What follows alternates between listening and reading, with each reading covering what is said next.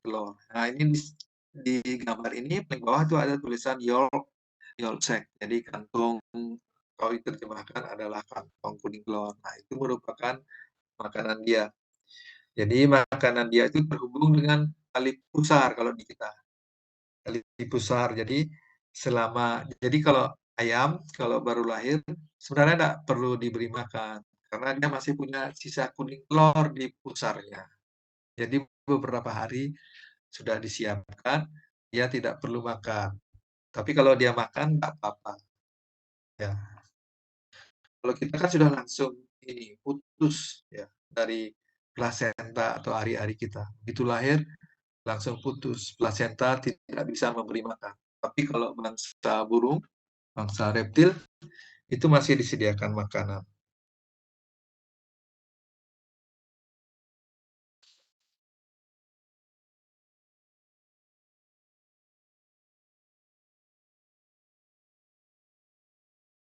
Nah, ini cerita oosit mamalia itu tentu saja mirip dengan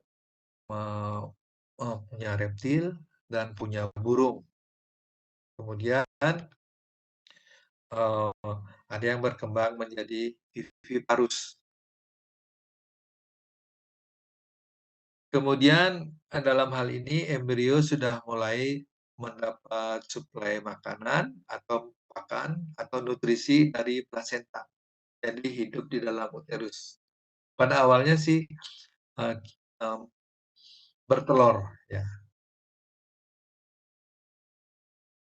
Kemudian karena dia berkembang di dalam uterus, kuning telur tidak dibutuhkan lagi sebagai cadangan makanan atau uh, untuk memberi makanan begitu dia lahir nanti.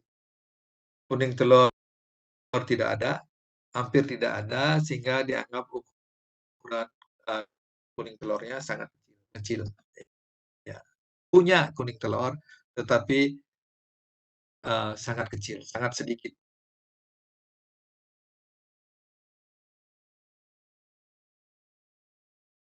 Pada mamalia yang hidup hingga saat ini di dunia, itu ada 3 pembagian kelas. Ya. Yang pertama adalah Proteria, jadi mamalia bertelur, ya. Kuning telurnya masih lumayan banyak. Mamalia seperti ini bertelur. Jadi bayangkan nenek moyang kita itu masih punya kerabat yang bertelur, Proteria. Ya. Kemudian ada yang Metatheria. Ini kuning telurnya sudah mulai berkurang, sudah mulai berkembang di dalam rahim atau uterus, maka disebutnya adalah viviparus. Kemudian ada Euteria, jadi punya sangat sedikit kuning telur berkembang di dalam uterus. Ya. Nah, jadi kerabat nenek moyang mamalia termasuk primata itu ada yang Proteria, ada yang Metatheria, kemudian ada yang Euteria. Nah, ya di sini adalah saran Tuhan.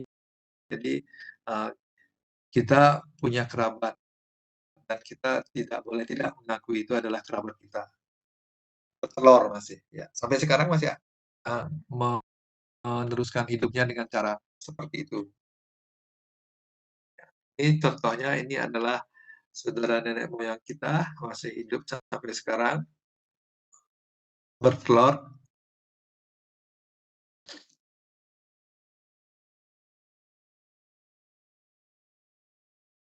Telurnya.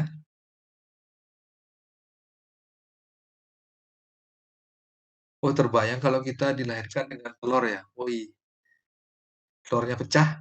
Wah, kita nggak bisa jadi manusia. Telurnya dimakan ular, oh, kita jadi makan ular. Ini juga ya telur.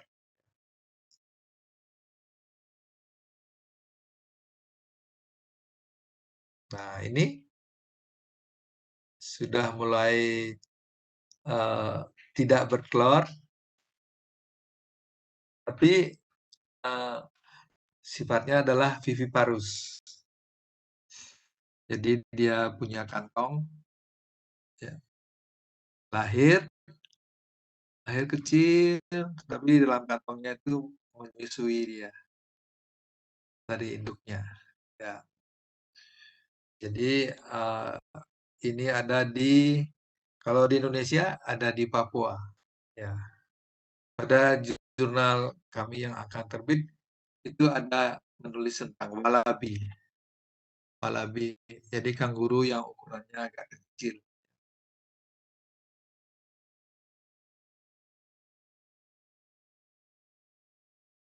Tadi sudah ada Fruteria, Metatheria. Nah, ini Eutheria, primata, manusia. Ibu ini adalah dulu pernah memberi pelatihan di apa namanya yang PJMB. Saya nggak tahu istilahnya. Pokoknya dia memberi pelatihan bidang jurnalistik. Ah, salah satu pimpinan atau reporter di Bali. Atau sekarang masih di Bali apa tidak? Nah, sudah mungkin 2 atau 3 tahun yang lalu. Nah, ini juga kriteria. Ya, kakak ini masih ada di sini. Jadi kalau saudara mau beredar ketemu kakak ini, ini dia yang kriteria.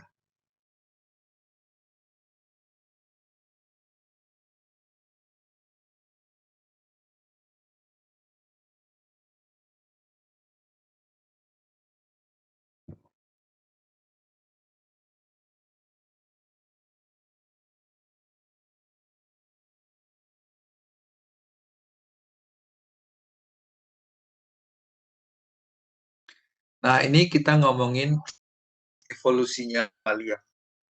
Di mamalia berevolusi, yang jadi pokok ininya adalah kuning telur. Kuning telur mamalia itu terus berkurang. Ya, dulu dia memang bertelur, tapi lama-lama dia mengurangi produksi telurnya karena dia berubah berubah secara perlahan. Kemudian cleavage-nya, pembelahan sel embrionya itu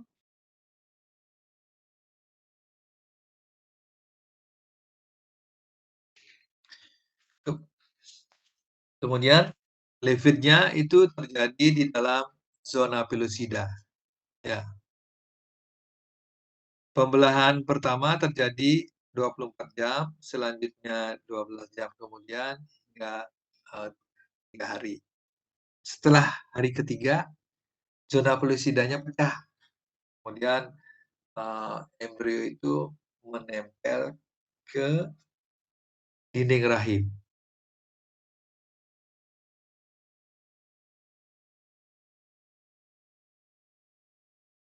Nah, ini adalah sangat teknis. Jadi siapa yang mengatur pembelahan? Yang mengatur pembelahan itu adalah dari induk, gametnya induk. Ya. Jadi setelah 4 sel itu induk mempengaruhi proses pembelahan atau cleavage dari angsa mamalia.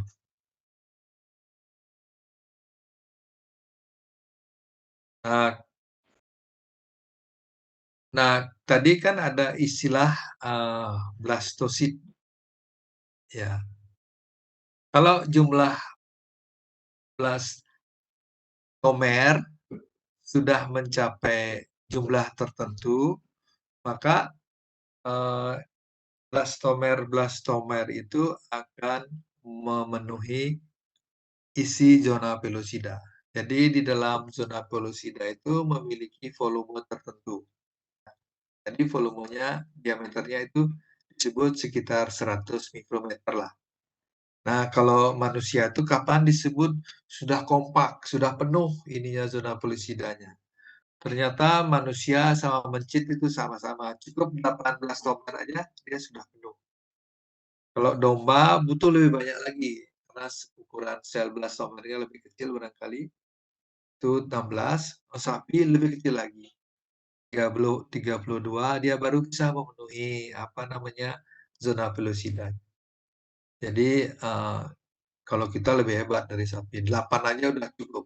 Tapi prestasi manusia disamain dengan tikus yang kecil itu. Dia juga sama-sama 8. Sudah cukup untuk membentuk yang namanya kompak embrio. Jadi kompaksi. Embrionya sudah memenuhi sel uh, dalam zona pelosida. Ini coba gambarnya dilihat dari kiri atas, kemudian ke kanan, itu masih sikut, nah, kemudian terus berkembang, kemudian menjadi sudah ada blastomernya di gambar ketiga, kemudian di gambar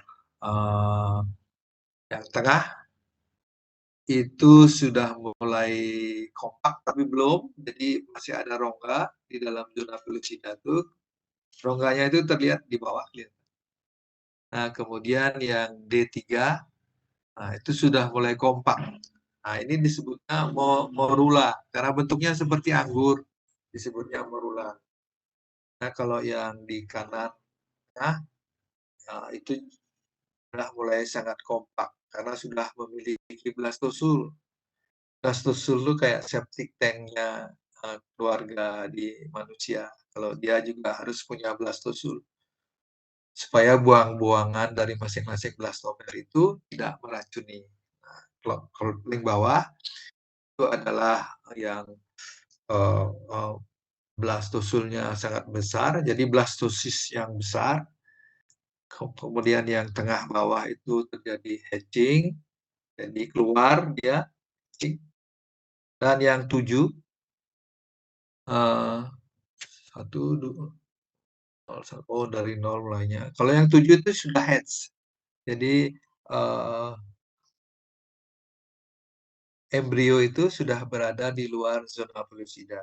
Nah, inilah kalau ini harus bisa menempel lagi ke dinding rahim. Kalau dia tidak menempel, wah dia akan tidak berhasil berkembang.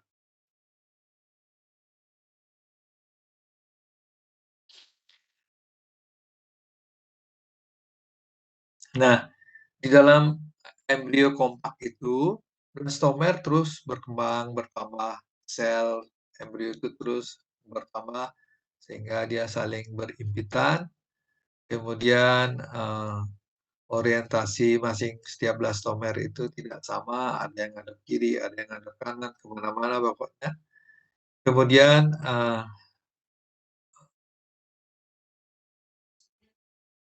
ini disebut dengan compact embryo.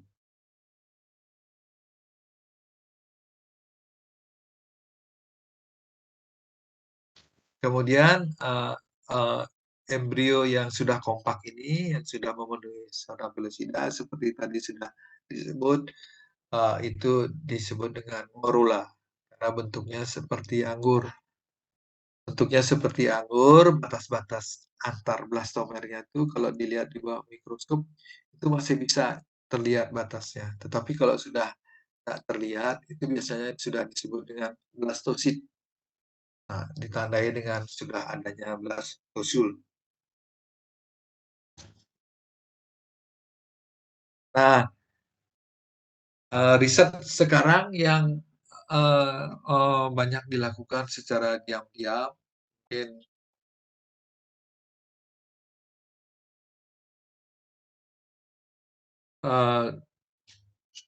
yang ingin dilakukan oleh periset-periset yang ambisius atau perusahaan-perusahaan yang ambisius. Indonesia sebenarnya sudah punya perusahaan yang ambisius yang mengembangkan. Nah, di dalam embrio itu kan ada, saya sebutkan sekali lagi, di dalam embrio itu kan ada kulitnya disebut dengan xenopolisida. Kemudian di dalam xenopolisida itu ada sel-sel embrio yang disebut dengan trofoblast. Kemudian di dalam trofoblast itu ada sel-sel embrio yang akan berkembang menjadi kehidupan yang dinamai dengan inner cell mass atau sering disebut dengan ICM. Nah, ICM ini adalah sel-sel yang bisa berkembang menjadi apa saja. Kalau di jantung ada gangguan, misalnya, maka disuntikan sel ini ke dalam jantung, maka sel ini bisa berkembang menjadi sel yang ada di sebelahnya. Jadi sel jantung yang rusak, di sebelahnya kan masih ada sel hidup. Disuntikkan di sana, maka inner cell mass ini akan berkembang menjadi sel jantung. Sehingga jantung yang harusnya mengalami kematian bisa kembali pulih. Oh, jadi betapa dahsyatnya.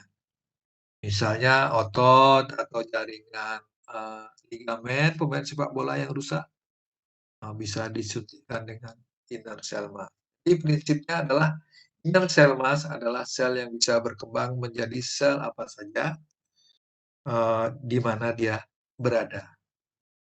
Makanya periset-periset itu saling berlomba-lomba untuk mengembangkan inner cell mass ini.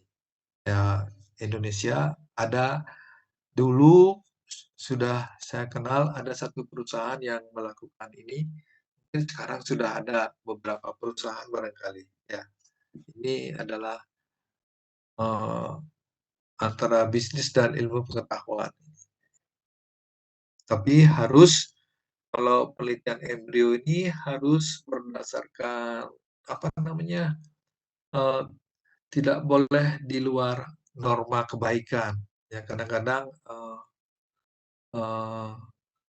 kalau melanggar norma kebaikan mungkin akan menghasilkan banyak uang, tetapi sanksi sosialnya sangat luar biasa. Dulu ada cerita ahli embriologi dari Korea,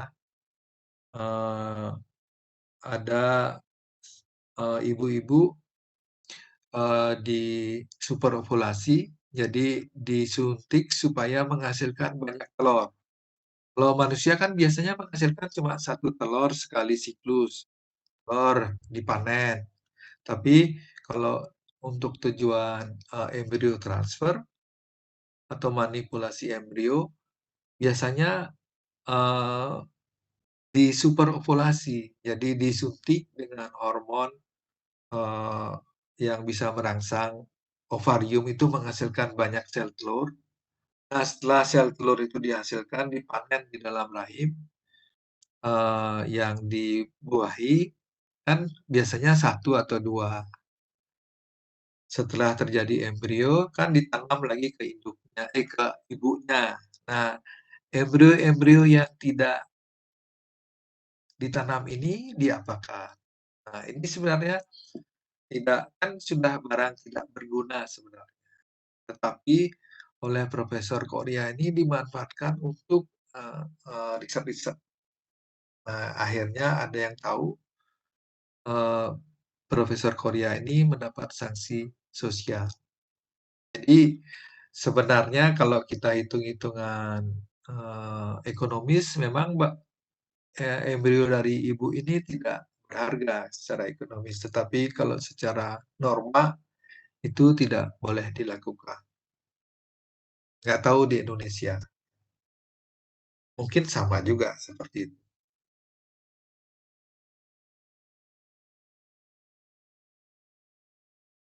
Nah, ini kembali dituliskan di sini. Di dalam embrio itu ada sel bagian dalam yang disebut dengan inner cell mass, ya, inner cell mass. Ini yang akan berkembang menjadi embrio. Kemudian di bagian luar atau lapis luarnya disebut dengan trophoblast atau ada yang nyebutnya trophoectoderm. Ini berkembang menjadi jaringan ekstra embrionik. Ya. Nanti dia menempel ke dinding uterus. Jadi semuanya sudah punya fungsi. Jadi begitu hatch, embrio itu lepas. Ini kita ngomongin embrio mamalia. Begitu dia lepas dari cangkangnya, zona pelosida, maka embrio yang ada itu, yang keluar itu adalah terdiri dari trofoblast dan inner cell mass. Pada awalnya kan dia menggelinding, kemudian menempel. Yang bertugas menempel itu adalah trofoblast. Trofoblast menempel di dinding rahim, kemudian inner cell mass melanjutkan perkembangannya menjadi embrio. Trofoblast itu mungkin membentuk pembuluh darah, membentuk sambungan ke induknya, supaya induk memberi suplai makanan, suplai oksigen, dan sebagainya, sehingga inner cell mass atau embrionya itu bisa hidup. Ya, rumit memang, tapi manusia tidak berhenti-henti mempelajarinya.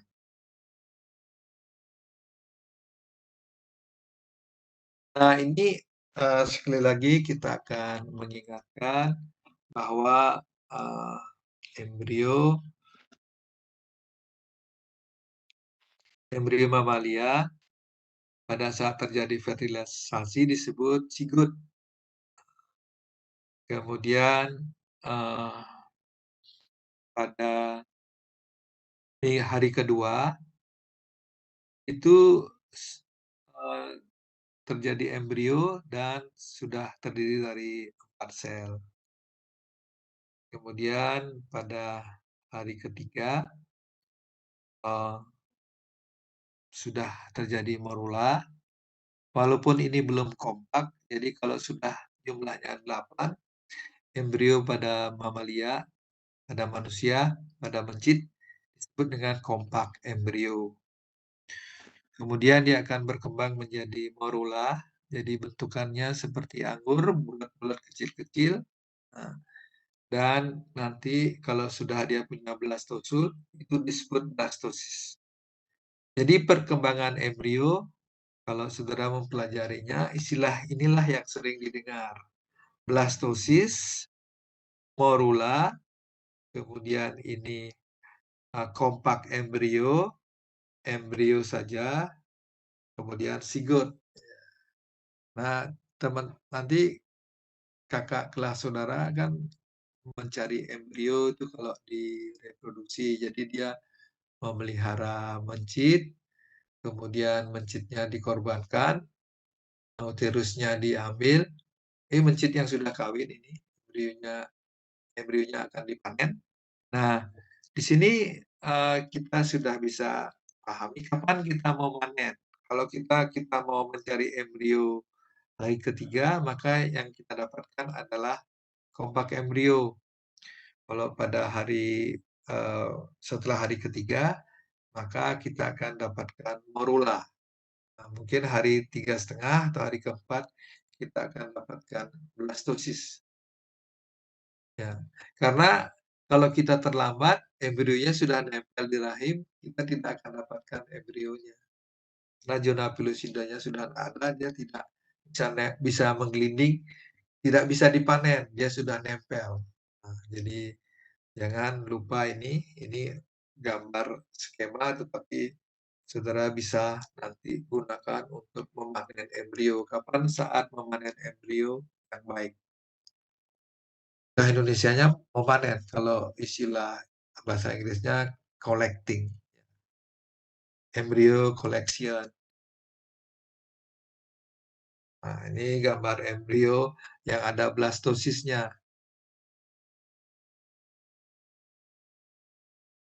Sorry, ini adalah blastosis yang ada blastosulnya. Ini blastosulnya yang saya gerakkan ininya kursornya.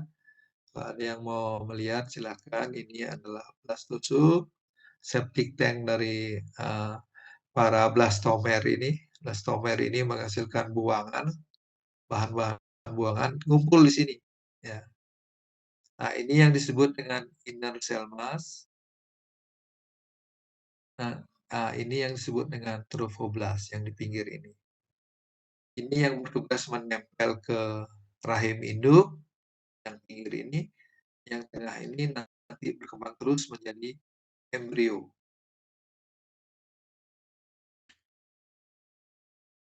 Nah, sudah disebut tadi ya. Jadi blastomer menghasilkan sekresi cairan mengumpul pada ruang antar blastomer, menyatu dalam satu ruang, eh, disebut dengan rongga blastosis atau blastosul. Eh, Tahapan embrio seperti ini disebut dengan blastosis.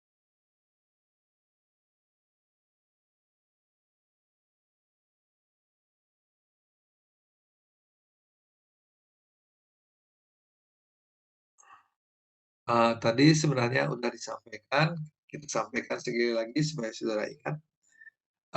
Sel-sel bagian luar dari embrio, tidak maksudnya bagian luar tapi di dalam zona polisida, itu disebut dengan trophoblast.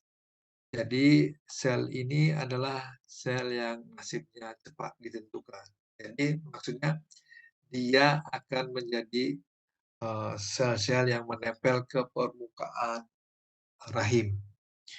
Kemudian sel bagian dalam atau inner cell mass atau ICM atau ICM itu berpeluang menjadi sel-sel apa saja. Ya, bisa jadi sel jantung, sel otak, sel mata, sel usus. Nah, jumlahnya sekitar 25% dari blastomer embrio. Tidak banyak. Ya, selainnya itu adalah trophoblast. Ada yang cuma 25% yang akan jadi embrio ini. Dari 25% itu sekitar 10% akan mati. Nah, tidak akan.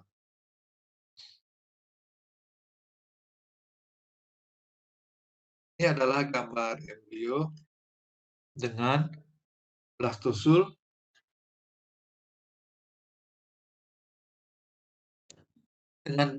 yang sangat besar. Artinya, kalau blastomernya itu sudah sangat banyak, bertambah banyak, maka buangannya atau air kencingnya juga tambah banyak. Sehingga dia makin membesar, dia akan menggencet ke luar, sehingga zona pelosida tidak tahan lagi, tidak kuat lagi menahan gencetan atau tekanan dari dalam. Dia. Sehingga embrio itu bisa keluar dari cangkangnya atau dari zona pelosida.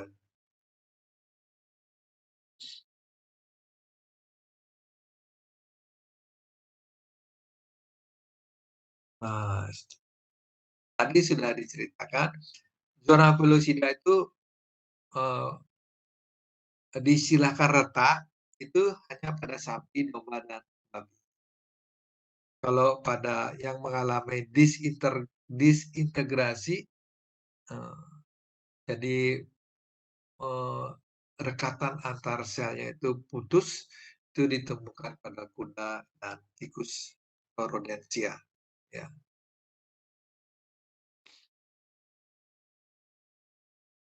Nah, ini adalah embrio yang lagi hatching. Ya, dia keluar ke arah kanan. Jadi embrio hatching keluar dari zona pelosida yang retak, dia akan keluar. Maka tinggallah ini zona pelosidanya. Dulu waktu saya riset, kerjaan saya itu adalah memanen zona pelosida yang bening ini. Nah, zona pelosida ini yang saya beri perlakuan terhadap penempelan kuman. Jadi apa betul kuman itu bisa menempel di zona pelosida? Ya, karena ada sejumlah kuman yang bisa menempel dan kami menggunakan kuman yang lain. Setelah berhasil ditempelkan untuk membuktikan, nah ini yang agak rumit. Jadi kita mesti memotretnya dengan mikroskop elektron. Ngomonginnya gampang, tetapi mengerjakannya uh, gampang juga, tetapi butuh ini perjuangan. Nah, ini gambaran artisnya, ya. Yang putih yang di kanan itu adalah zona pelucidanya, kemudian embrionya keluar. Zona pelosida ini tidak berguna lagi, terbuang. Kemudian embrio yang hatching ini akan berkembang terus menjadi embrio di dalam rahim.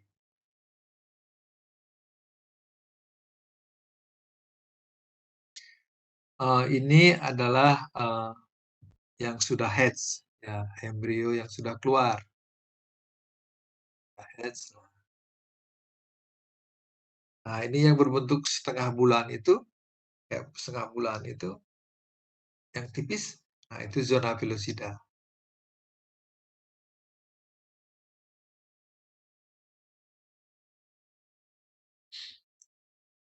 Bagaimana nasib embrio yang hatch? Nah, embrio yang hatch yang tanpa zona pelosida itu harus menempel, atau istilah di ilmu ilmu kebidanannya itu adalah implant pada endometrium, lapis dalam dari lapisan dalam dari rahim disebut endometrium. Kemudian embrio tersebut menempel secara superficial pada endometrium. Kemudian embrio yang nanti akan berbentuk bulat bisa ditemukan pada kuda, anjing, kucing, dan kelinci. Kemudian dia menyusup ke dalam endometrium.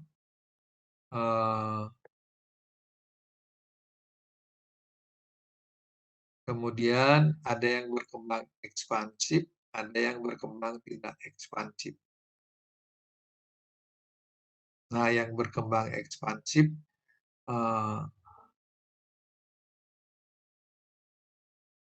ini contohnya yang berkembang tidak ekspansif itu adalah primata, rodentia, dan marmut. Tapi manusia adalah termasuk yang berkembang ekspansif. Kuda adalah termasuk yang berkembang ekspansif.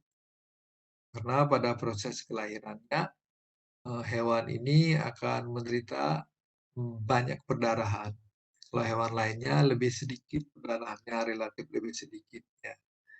Makanya untuk proses kelahiran manusia, proses kelahiran kuda, terapi pengganti perdarahan harus disiapkan. Mungkin terapi cairan, infus maksudnya harus disiapkan. Ini adalah gambar yang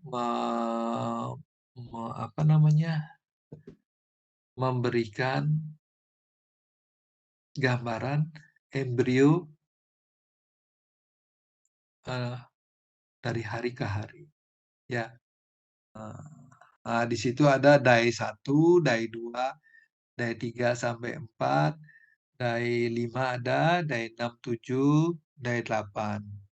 Nah, jadi secara ringkas kita sama-sama, kalau di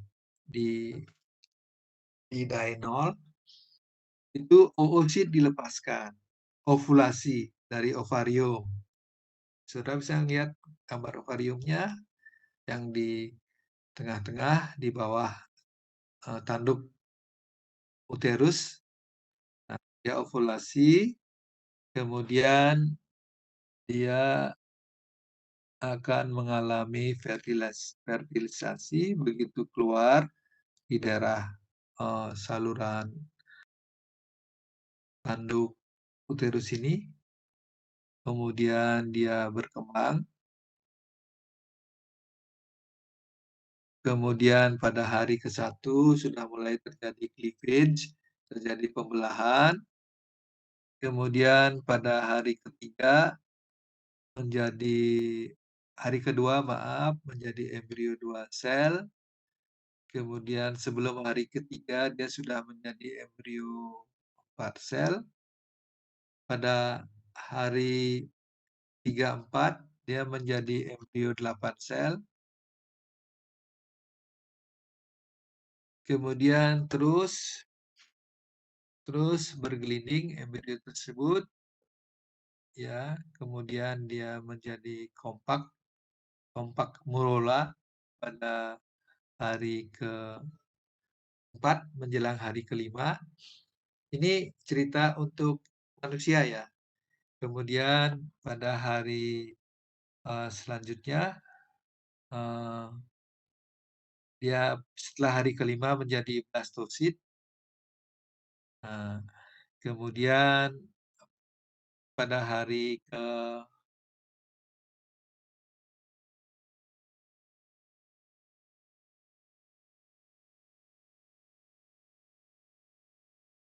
setelah hari ke-6 dan 7 itu sudah terjadi hatching. Kemudian setelah itu dia akan menempel di endometrium. Nah,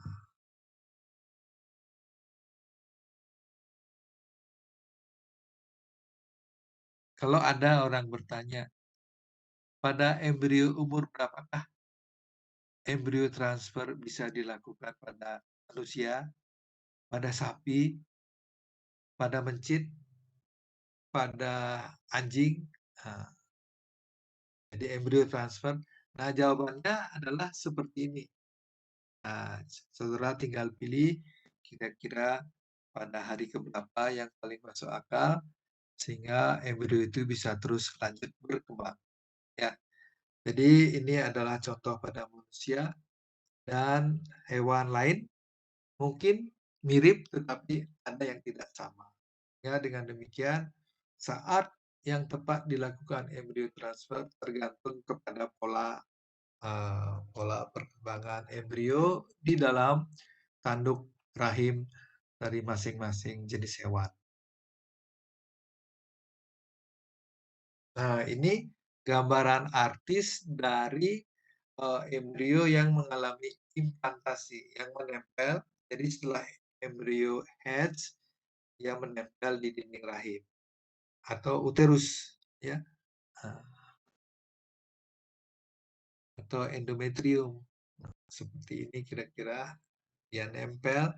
Yang bertugas menempelkan dirinya, yang bertugas menempelkan embrio tersebut adalah ektodermnya.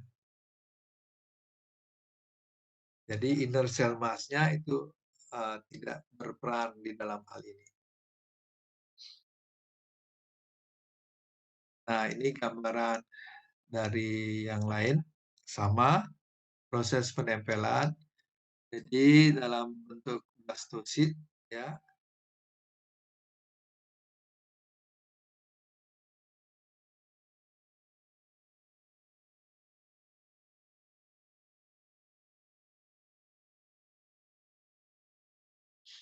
Nah, uh,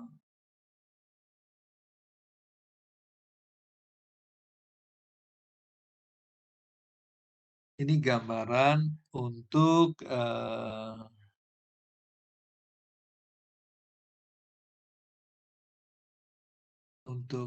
embrio yang akan mengalami implantasi di dinding rahim.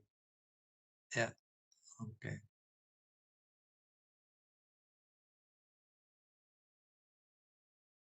Jadi kalau sudah jadi embrio itu nggak bisa dibuahi lagi, ya, nggak bisa.